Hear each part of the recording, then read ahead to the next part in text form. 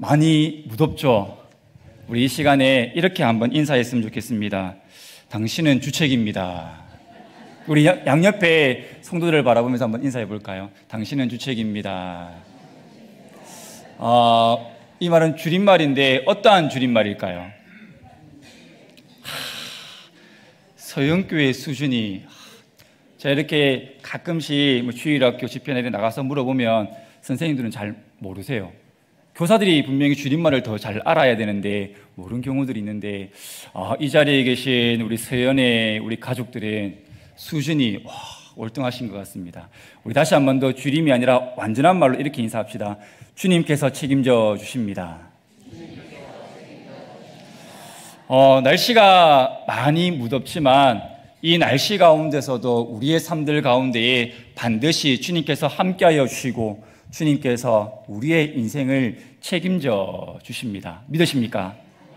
오늘의 말씀의 제목은 무엇입니까? 예수 유일한 길입니다. 우리가 이 땅 가운데 살아가면서 많이들 이야기합니다. 신앙은 마치 마라톤과 같다라고 이야기를 합니다. 인정됩니까? 인정이 좀 안 되는 것 같은데, 아마 오늘 말씀을 들어보면 신앙은 마라톤이다라는 그러한 생각이 아마 떠오르게 될 것입니다. 내가 신앙생활 한다라는 것은 내가 무엇이 되었다? 이제 마라토너가 되었다라는 겁니다. 예수님을 믿는 그 순간 우리의 가슴과 등판에 무엇이 새겨지게 될까요? 너무 더워서 지금 말하기조차 귀찮은데 계속 질문을 하니까 싫죠?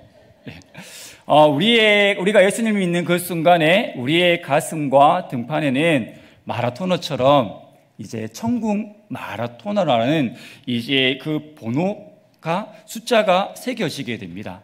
너는 18번이야. 너는 38번이야. 너는 2278번이야. 이렇게 번호가 매겨진다라는 거죠. 그리고 우리는 각자에게 매겨진 그 번호판을 달고 달려가기 시작합니다. 어디를 향해 달려가게 될까요?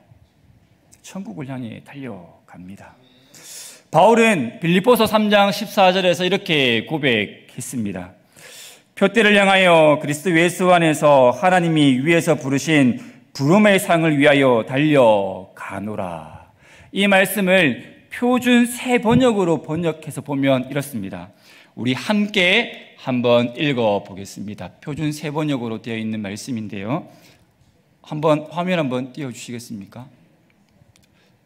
띄워졌습니까? 예, 우리 함께 읽겠습니다. 시작. 그리스도 예수 안에서 하나님께서 위로부터 부르신 그 부름의 상을 받으려고 목표를 향하여 달려가고 있습니다. 우리가 성도가 되는 순간, 우리가 예수님을 믿기로 한 그 순간 우리에게는 목표 지점이 생기게 된다라는 거죠. 그 목표 지점을 향하여서 우리는 끊임없이 달리는 무엇이 되었다? 마라토너. 그냥 마라토너가 아니에요. 세상에서 말하는 마라토너가 아니라 어떤 마라토너? 천국 마라토너가 되었다라는 겁니다. 이 천국 마라토너는요, 달리기를 잘하느냐 못하느냐가 중요한 것이 아니에요. 세상 마라토너는 어떻습니까? 달리기를 잘 해야 되죠. 그런데 천국 마라토너는 괜찮아요. 그냥 걸어만 가도 괜찮아요. 때로는 걷는 것이 너무나도 힘들면 기어서 들어가도 된다라는 거예요. 이게 천국 마라토너에게만 주어진 특권이에요. 그냥 우리는 목적지를 향하여서 달려가기만 하면 된다라는 거죠. 지금 전 세계에 무엇이 지금 어디를 향해서 지금 집중되어 있습니까? 파리 올림픽이죠.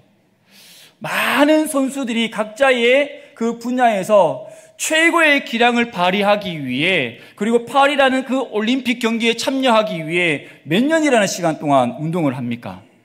4년이죠. 4년이라는 시간 동안 열심히 피땀 흘려 운동을 합니다. 왜 열심히 운동을 하나요? 그들에게는 무엇이 있기 때문입니까? 목표, 어떤 목표일까요? 올림픽에 참여하는, 그들에게는 어찌 보면 메달일 수도 있지만 그들에게 목표는 올림픽에 참여하는 거죠. 올림픽에 참여하기 위해서 그들은 어떻게 합니까? 밤낮 자지 않고 그들은 열심히 땀을 흘리며 그들은 운동하고 열심히 연습하며 준비를 합니다. 때로는 그것이 너무나도 힘들어서 포기하고 싶은 순간이 찾아오기도 하죠. 슬럼프에 빠져들기도 합니다. 그렇지만 그들은 어떻게 합니까? 그들에게 분명한 목표가 있기 때문에 그들은 결코 포기하지 않아요.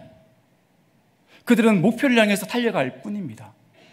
여기서 질문, 계속 질문하니까 싫죠? 자, 달리기를 하는데요. 달리기를 하는데 제일 힘든 달리기가 있대요. 어떤 달리기일까요? 어떤 달리기일까요?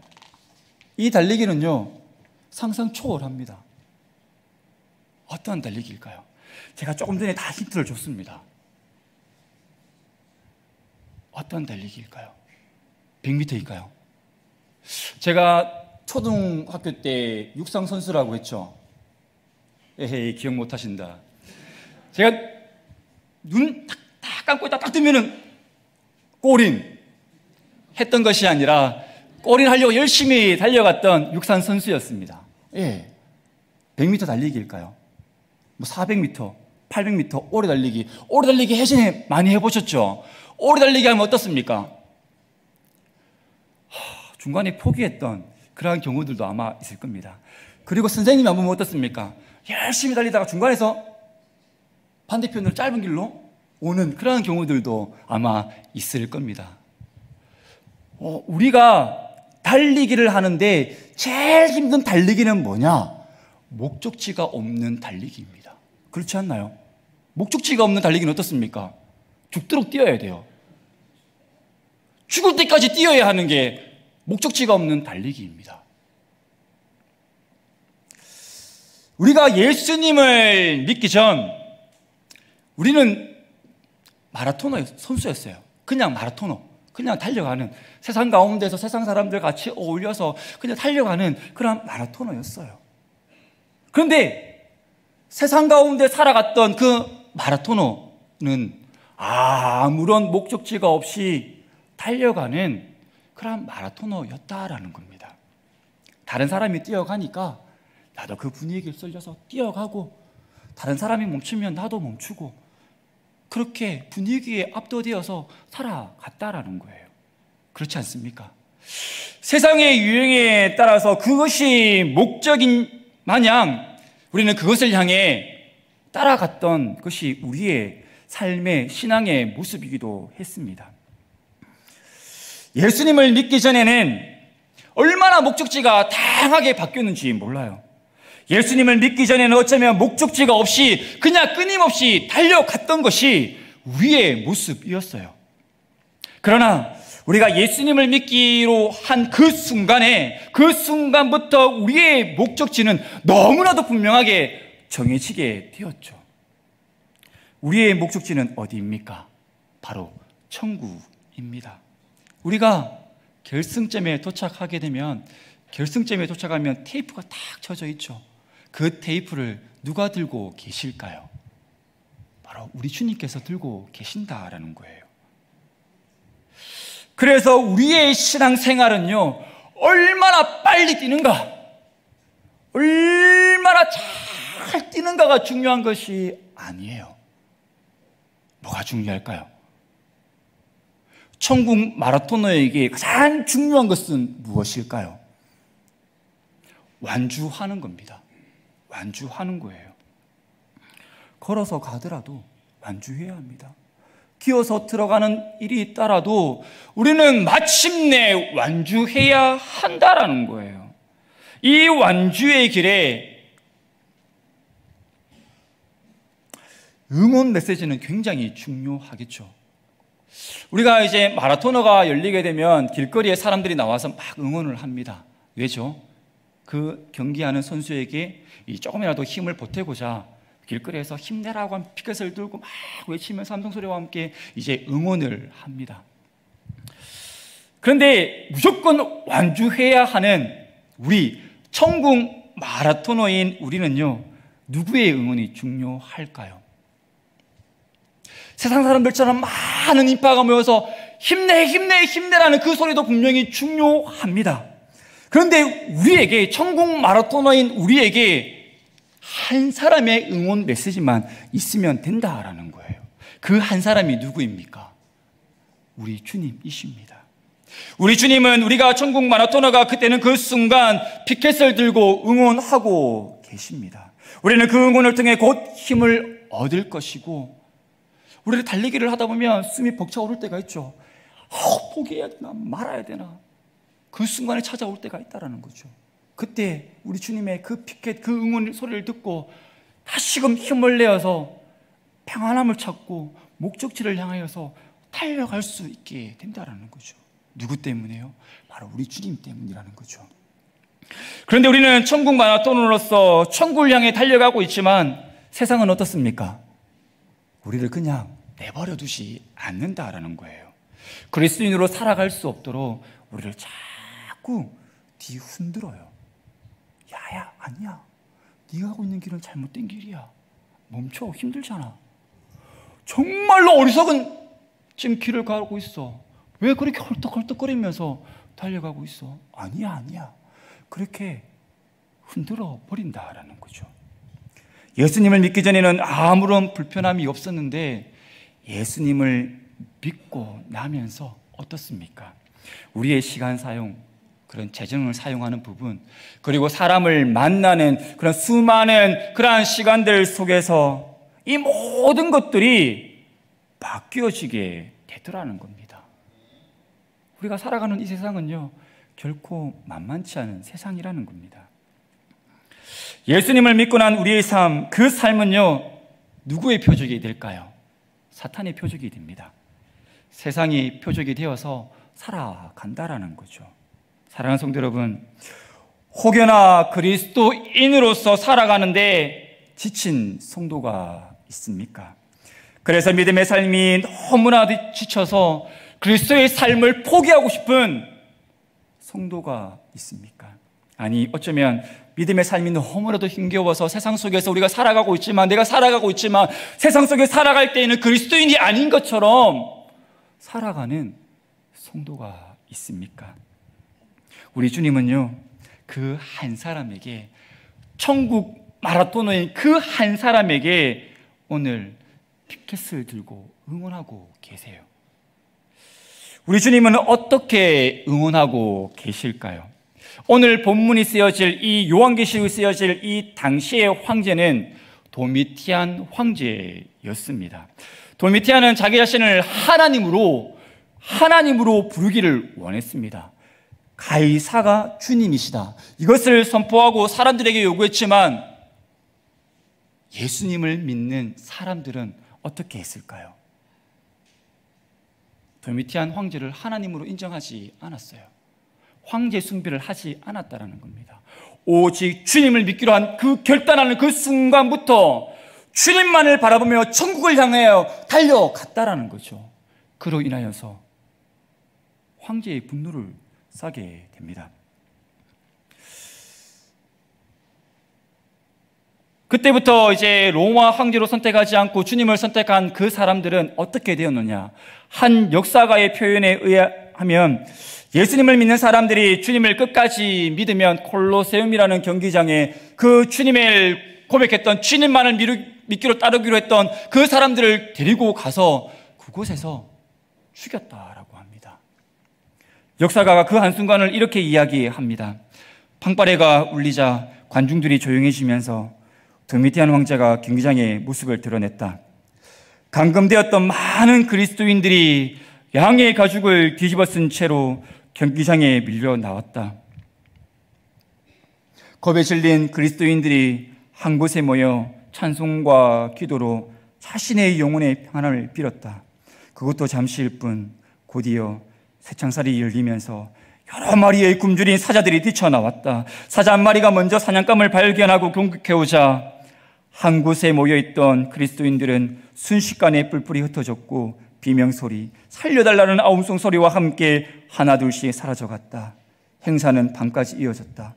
감옥 안에 있던 그리스도인들은 온종일 공포로 떨면서 언제 풀려날지 알 수 없는 그 두려움 속에 죽음을 기다리고 있었다. 어디선가 울음을 터뜨리고 어디선가 오열하는 소리가 들렸다. 이것이 바로 요한의 시대 때 믿음의 선배들의 신앙의 모습입니다. 충분히 흔들릴 수도 있는 상황이었죠. 저는 주님을 모릅니다 하고 포기할 수도 있는 순간이었습니다. 그런데요, 놀라운 것은 이 믿음의 선배들이요, 끝까지 믿음을 지켰다라는 겁니다. 고수했다라는 거예요. 포기하지 않았다라는 겁니다. 그들이 마침내 승리하였고 결승점에 도착하게 되었습니다. 사랑하는 성도 여러분, 내가 예수님을 믿어서 찾아온 고난이 있나요? 직장의 문제로, 사업의 문제로, 재정의 문제로, 때로는 사람과의 그런 관계적인 문제로, 또는 가정의 문제로 고난을 받을 수가 있죠. 이 모든 삶의 문제 앞에 십자가가 답합니다. 고단한 영혼 앞에 십자가가 답한다라는 거예요. 고난 중에도 견뎌낼 수 있는 것은 예수님만이 유일한 길이기 때문입니다. 실패하여도 일어설 수 있는 것은요, 예수님만이 유일한 길이기 때문이에요. 우리 주님은 오늘 본문을 들어서 우리에게 응원을 하고 있는데 어떻게 응원하고 계실까요? 요한계시록 12장 17절입니다. 우리 앞에 화면을 보시면서 우리 함께 읽겠습니다. 시작.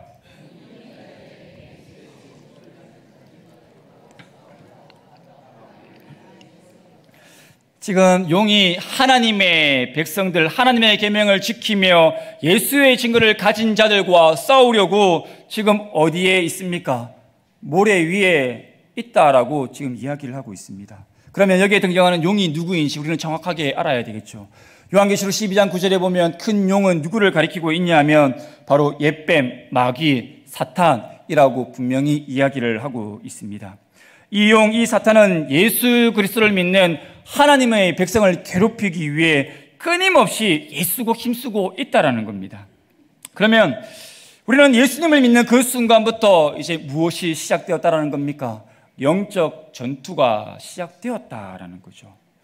그러므로 우리를 괴롭히는 세력이 있다는 것, 우리가 가장 행복하게 살기를 바라는 것이 아니라 가장 불행하게 살기를 원하는 세력들이 있다라는 겁니다.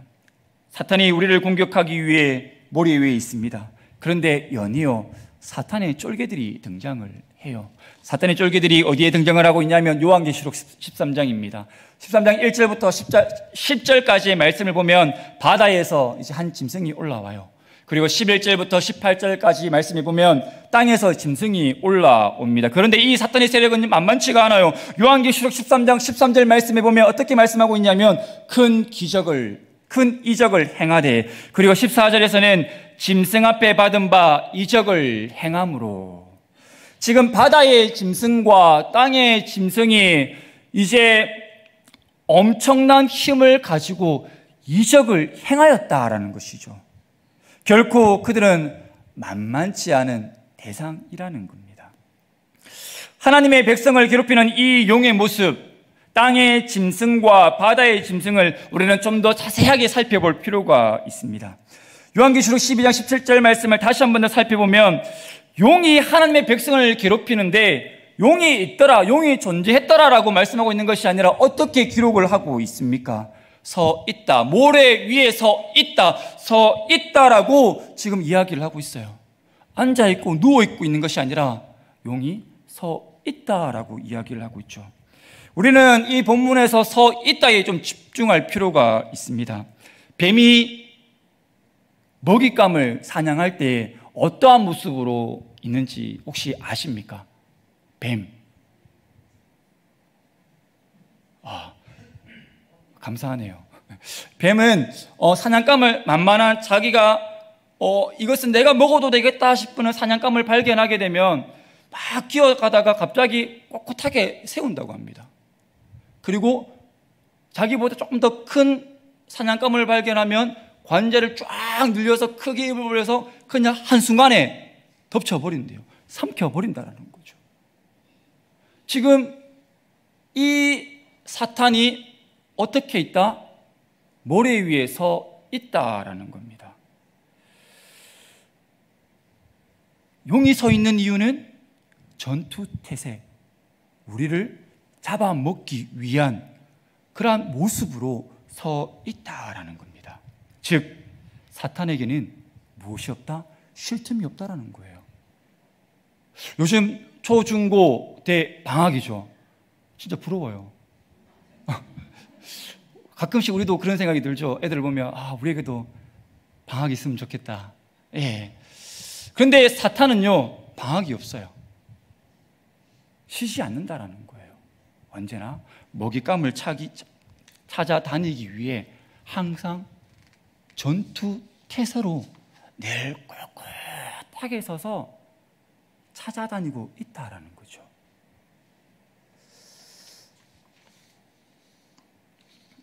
사탄의 전략은요, 방어가 아닙니다. 우리를 공격하는 것이 그들의 전략입니다. 조금만 틈만 보이면 어떻게 된다고요? 물어버린다라는 거예요. 삼킴을 당하게 된다라는 겁니다. 우리의 가장 연약한 부분들을 사탄은 가장 잘 알고 있죠. 여러분들의 가장 연약한 부분들은 무엇입니까? 물질입니까? 관계입니까? 때로는 어떤 분들은 인기에 연연하는 분들이 있죠. 사람들이 이목을 끌기 위해 자기를 치장하는 그런 분들도 있습니다. 나의 가장 연약한 부분이 사탄에 의해 발견되는 순간 바로 물어버린다라는 거죠. 우리는 그것을 기억해야 합니다. 사탄의 전략은 공격하기 때문에 서 있다라는 겁니다. 그런데 우리는 이러한 모습 앞에 전혀 걱정하거나 두려워할 필요가 없어요. 왠 줄 아세요? 우리에게는 위로가 되는 것이 있습니다. 무엇일까요? 14장 1절 말씀입니다. 우리 한번 보겠습니다. 14장 1절 말씀. 또 내가 보니 보라 어린 양이 시온산에 섰고. 지금 이 말씀 중에서 여러분들의 눈에 지금 어떠한 단어가 가장 눈에 들어옵니까? 섰다라는 단어일 겁니다. 승천하신 예수님을 성경에서 이렇게 표현할 때 어떻게 예수님을 표현하고 있냐 하면 히브리서 8장 1절 말씀에 보면 이렇습니다. 지금 우리가 하는 말의 요점은 이러한 대제사장이 우리에게 있다는 것이라. 그는 하늘에서 지극히 크신 이의 보좌 우편에 앉으셨으니. 우리 주님은요, 보좌 우편에 앉아 계신 분이세요. 서 있는 분이 아니라 어떻게? 지금 우리 성도님처럼 앉아 계신다라는 거죠. 그런데 보세요. 14장 1절에는 어떻게 말씀하고 있습니까? 섰다라는 겁니다. 우리의 유일한 길, 예수님은요, 하늘 보좌에 앉아 계신 것이 아니라 그 사탄의 공격 가운데 넘어지고 쓰러질까봐, 하나님의 자녀가 천국 마라톤으로서 완주하지 못할까봐, 우리 예수님은요, 그 보좌에 앉아 계신 것이 아니라 벌떡 일어나서 그 사탄의 공격을 막기 위해 서 계신다라는 그 사실을 우리는 반드시 기억하셔야 합니다. 사탄도 우리를 넘어뜨리려고 서 있지만 우리를 살리기 위해, 우리를 힘주시기 위해 주님은 보좌에 앉아 계신 것이 아니라 벌떡 일어나 서 계신다라는 겁니다. 사탄도 성도를 죽이기 위해 최선을 다하고 있어요.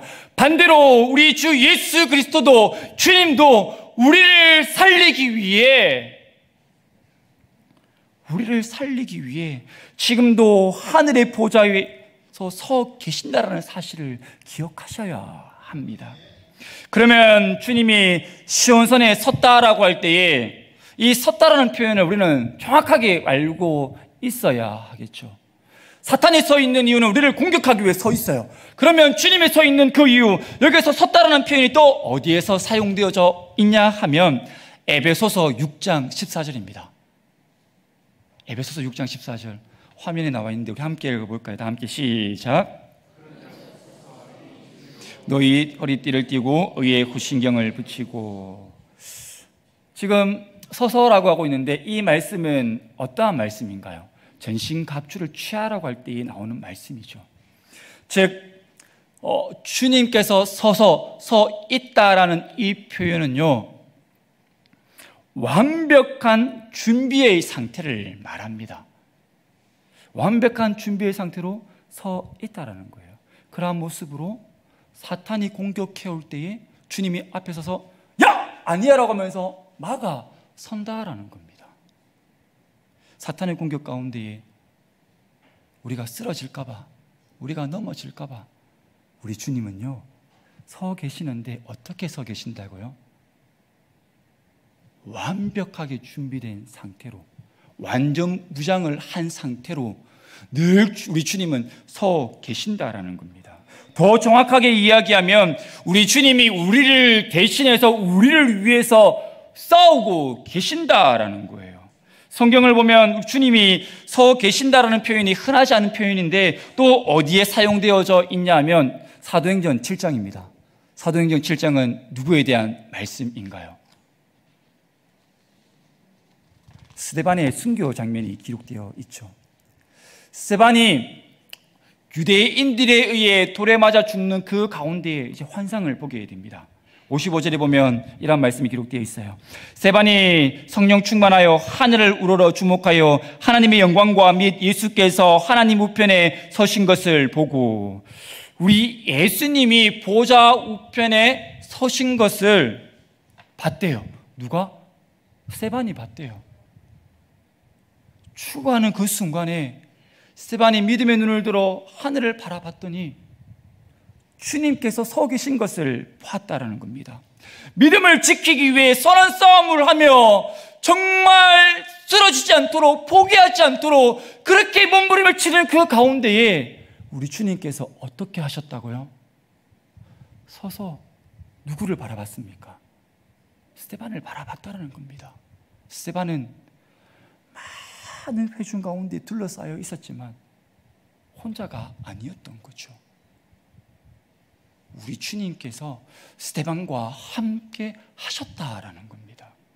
돌에 맞아 죽어가면서 스데반은 어떤 고백을 합니까? 59절과 60절에 보면 이렇게 고백합니다. 내 영혼을 받으시옵소서 하고 무릎을 꿇고 크게 불러 이르되 주여 이 죄를 그들에게 돌리시 마옵소서, 이 말을 하고 자니라. 우리 주님이 서서 응원하심으로 스데반은 힘을 얻습니다. 그리고 그렇게 믿음의 고백을 하고 주님 품에 안겨 잠을 자게 됩니다. 사랑하는 성도 여러분, 우리는 반드시 기억해야 합니다. 우리 주님은요, 우리가 천국 마라톤으로서 번호판이 우리의 가슴판에, 등판에 탁 새겨지는 그 순간 우리 주님은 난 몰라라 하시는 분이 아니라는 거예요. 끝까지 그가 이 경주에서 완주할 수 있도록 끝까지 붙들고 계신다라는 겁니다. 우리가 고난 속에서 절망 가운데서 제대로 걷지 못해 키워간다 할지라도 우리 주님은요, 끝까지 붙들고 계신다라는 거죠. 혹여나 이 자리에 어렵게 믿음을 지키기 위해 선한 싸움을 하며 정말 고통 가운데에 살려달라, 지켜달라 부르짖고 계신 성도가 있습니까? 여러분, 그 눈물의 현장에 우리 주님께서 다 보고 계셨대요. 나 홀로 신앙생활하는 그 가운데 있다 할지라도, 주변에서 나를 향하여서 공격해 온다 할지라도 그 순간에 우리 주님은 나를 향하여서 바라보고 계신다라는 겁니다. 그리고 피켓을 들고 응원하고 계세요. 그리고 완전 무장한 우리 주님께서 나를 대신해서 싸워주신다라는 겁니다. 이것이 가장 큰 은혜요, 이것이 성도의 가장 큰 은혜라는 것을 기억하십시오. 여러분, 우리는 천국 마라토너입니다. 믿음의 경주에서 달려가고 있는 천국 마라토너라는 거죠. 그 자리에서 우리 주님도 우리를 향해서 응원하고 계십니다. 믿음의 길을 걸어가고 계신 성도 여러분, 우리가 가고 있는 이 길은 세상 사람들이 바라볼 때는 어떻게 보일까요? 마치 어리석은 사람, 바보 같은 사람처럼 보일 겁니다. 왜일까요? 세상 사람들은 주말이 되면, 주일이 되면 어떻습니까? 들로, 산으로, 바다로 놀러 가요. 때로는 쉼을 취하기도 하고, 때로는 그 시간 자기가 부족했던 것들을 이제 배워가고 알아가고, 그 시간들을 통해서 여러 인맥들을 다양한 관계를 통하여서 맺기도 합니다. 그런데 우리는 어떻습니까? 천국 마라토너인 우리는 세상이 아니라 우리의 유일한 길인 예수님께로 나아간다라는 거죠. 우리가 주님께로 나아가는 이 길이 패망의 길이 아님을 알기에 우리는 예수님께로 나아갑니다. 예수님께로 나아갈 때에 우리 주님이 우리에게 이렇게 말씀하세요. 어떻게 말씀할까요? 야야, 이 길이 정답이다. 너 어떻게 그렇게 잘 알고 있어? 그래, 됐어. 그렇게 우리 주님께서 말씀해 주신다라는 거죠. 사랑하는 성도 여러분, 다른 길은 없습니다. 예수 그리스도 이외에는 다른 길은 없다라는 거죠. 프라운스라는 믿음의 선배가 이러한 이야기를 했습니다. 그리스도를 쫓았던 사람 중에 길을 잃어버린 사람은 없다. 길을 잃어버린 자가 없다라는 겁니다. 예수님만 바라보고 예수님과 함께 살아갔던 사람들은요, 단 한 사람도 길을 잃지 않는다라는 겁니다. 우리가 달려가는 이 길에 누가 있기 때문입니까? 우리 주님이 서 계시기 때문입니다. 그리고 그 자리에서 우리를 바라보고 계시며 우리를 향하여서 위로의 메시지를 주시면서 늘 우리를 향하여서 응원하고 계시기 때문입니다. 우리 주님이 서서 응원하고 계신다는 것을 우리는 항상 기억하며 예수님만 바라보고 예수님만 쫓아가는 성도의 삶이 되시길 바랍니다. 우리의 삶은 결코 호락호락하지 않습니다. 쉽지가 않죠. 그렇지 않습니까? 예수님 때문에 포기하는 순간들이 참 많습니다. 그렇지 않나요? 그렇지만 우리 주님은 다 알고 계세요. 고개를 끄덕이시면서 하염없이 우리를 바라보고 계신다라는 거예요. 우리는 패배하는 것 같지만 결코 그 자리는 패배하는 자리가 아니라는 것을 기억하시고 우리의 유일한 길 예수님만 바라보고 우리가 마침내 천국 마라톤으로서 우리가 결승점 주님 품에 안기시기를 주님의 이름으로 축복합니다. 아멘.